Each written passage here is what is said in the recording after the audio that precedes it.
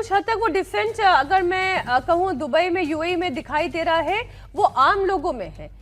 हालांकि बहुत कम पॉकेट में है, बहुत कम ऐसे रिएक्शन आ रहे हैं, लेकिन वो ये कह रहे हैं कि अमेरिका ने जिस जंग को शुरू किया है उसमें उसका ध्यान केवल इजराइल को बचाने पर ज्यादा है या अपने बेसिस को बचाने पर है। क्या वो वहां के आम नागरिकों के बारे में सोच रहा है, उन खाड़ी देशों में जहां पर ईरान लगातार अटैक कर रहा है? क्या उन्हें बचाने के लिए, क्या उनके लिए खड़े होने के लिए अमेरिका कुछ कर रहा है? एक सवाल तो ये पूछा जा रहा है खाड़ी देशों में। बड़ी खबर आपको दे दूं, ईरान पर हमले से जुड़ी हुई जानकारी आ रही है। ईरान की परमाणु साइट पर एक बार फिर हमला हुआ है।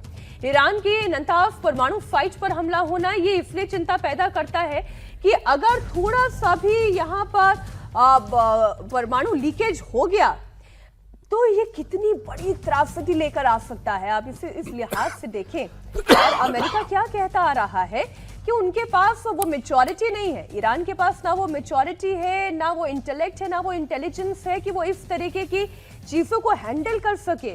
और जनरल सोई, ये सबसे बड़ा डर है कि अगर थोड़ा सा भी संयंत्रों से लीकेज हो जाता है तो ऐसी परिस्थिति में क्या होगा? ये मानवता के लिए सबसे बड़ा संकट खड़ा होगा। बिल्कुल मीनाक्षी जी, इसमें कोई शक नहीं है।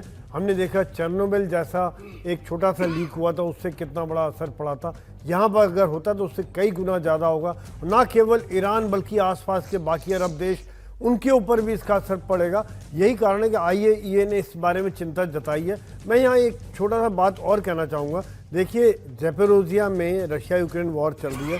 ज़ैपोरिज़िया में न्यूक्लियर पावर प्लांट है, लेकिन उसके ऊपर दोनों देशों ने ही अटैक नहीं किया, एक जिम्मेदारी के हिसाब से काम किया है। यहाँ पर अगर इस पर हमला होता है और लीकेज होती है तो डेफिनेटली, जैसे आप कह रही हैं, मानवता के लिए बहुत बड़ा खतरा हो जाएगा और उसके बाद आगे कई सालों तक वो इलाका इस्तेमाल के लायक नहीं रहेगा। मीनाक्षी, बिल्कुल आप ठीक कह रहे हैं। इसलिए क्या जिस मेच्योरिटी के बाद अमेरिका ईरान से एक्सपेक्ट कर रहा है, क्या वो मेच्योरिटी अमेरिका भी दिखा रहा है? सवाल तो ये भी है। इधर ईरान की नौसेना को पूरी तरह से खत्म करना, ये एक ऑब्जेक्टिव है जो इजराइल और अमेरिका लेकर चल रहा है। प्रॉक्सी ग्रुप को मिलने वाली ईरानी मदद को वो पूरी तरह से खत्म करना चाहता है, क्योंकि अगर ये प्रॉक्सीज तक मदद नहीं पहुंची तो ये हिजबुल्लाह, ये हूती, ये हमास अपने आप खत्म होता चला जाएगा। ये उनके ऑब्जेक्टिव में है। ईरान की मिसाइल क्षमताओं को नष्ट करना, ये अमेरिका के ऑब्जेक्टिव में है। तो इनमें से कितने ऑब्जेक्टिव्स को वो फुलफिल कर पाया है, ये एक बड़ा सवाल है। अमेरिका ने ईरान के वॉरशिप को उड़ाया। अमेरिकी सेना ने बाकायदा एक वीडियो जारी किया। अब तक ईरान की 11 वॉरशिप तबाह की जा चुकी है, ऐसा अमेरिका दावा कर रहा है। तो आप जिन वॉरशिप्स को तबाह करने के वीडियो लगातार जारी कर रहे हैं, आप वाकई में ये कर पा रहे हैं या प्रोपेगेंडा वॉर का एक हिस्सा है? और नौसेना, कितनी ताकत है ईरानी नौसेना के पास? ये सवाल तो पूछा जाएगा ना सर, कि इतनी ताकत है भी, कितना आप तबाह कर रहे हैं? नहीं, डेफिनेटली ईरान के पास कोई ज़्यादा ताकत नहीं है। ईरानी नेवी जो है वो एक्चुअली अपने गल्फ एरिया से कभी बाहर नहीं गई है, इसमें कोई शक नहीं है। और अभी सुबह भी मैंने पिछले प्रश्न के जवाब में कहा था कि अराउंड 20 से ज़्यादा फ्रिगेट्स नहीं है जो एक्चुअली एक्टिव हैं, और बाकी मर्चेंट शिप्स हैं, छोटी शिप्स हैं, पेट्रोल बोट्स बहुत ज़्यादा हैं उनके पास, बिकॉज वो बेसिकली पेट्रोल बोट्स को उस छोटे से जो स्ट्रेट एरिया है उसको पेट्रोल करने के लिए यूज़ करते हैं। इसके अलावा उनके पास ज़्यादा कोई नेवल पावर नहीं है। तो उस तरीके से देखा जाए तो डेफिनेटली स्ट्रेट्स ऑफ हॉर्मुज को रोकना ईरान के लिए एक डिफिकल्ट चॉइस है। परंतु स्ट्रेट ऑफ हॉर्मुज क्योंकि खुद गहरा नहीं है और बहुत छोटा इलाका है, 22 किलोमीटर मैक्सिमम उसकी विड्थ है एट द नैरोएस्ट पॉइंट, तो वहां पर जो है स्ट्रेट ऑफ हॉर्मुज डेफिनेटली बंद किया जा सकता है। इसमें कोई बहुत ज्यादा बड़ी प्रॉब्लम फिर ईरान अभी तक इस जंग को चौथा दिन है, ये होल्ड कैसे कर पा रहा है? आप खुद कह रहे हैं कि उन्होंने अपने मैक्सिमम डिफेंस सिस्टम को एक्टिव करके अपनी क्षमताओं को वैसे ही नष्ट कर दिया है।